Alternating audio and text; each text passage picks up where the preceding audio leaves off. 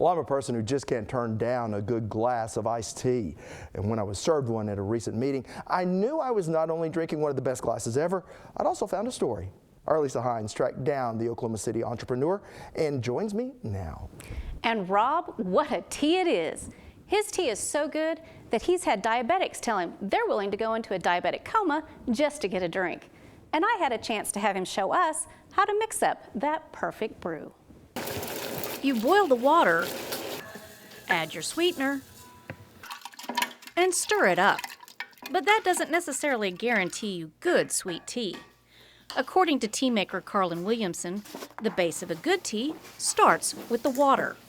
Most people think about the tea brand when it comes to making the sweet tea, but actually just as important as the tea is the spring water that you use, or the filtered water. I recommend spring or filtered water because it brings the natural tea flavor from even an ordinary tea.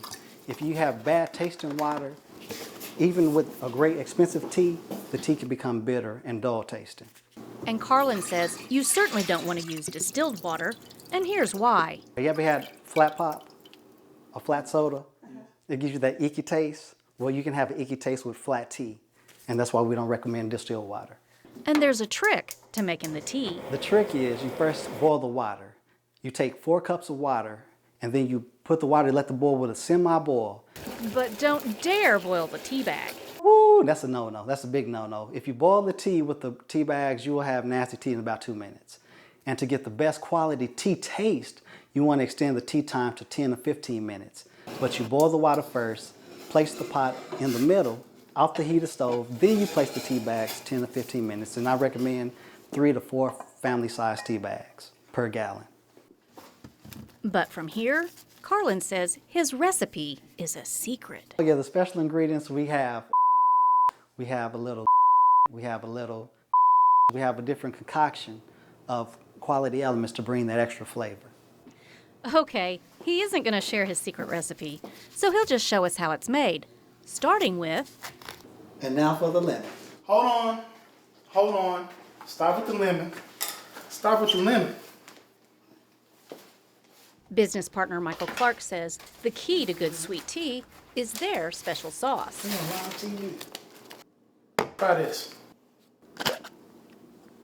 Michael and Carlin tried lots of different recipes until they hit upon their secret sauce.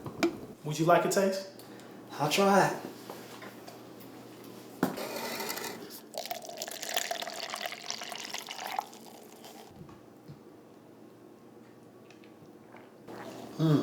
Wow, this is some really good tea. Yeah, I know it's good. I'm Michael Clark.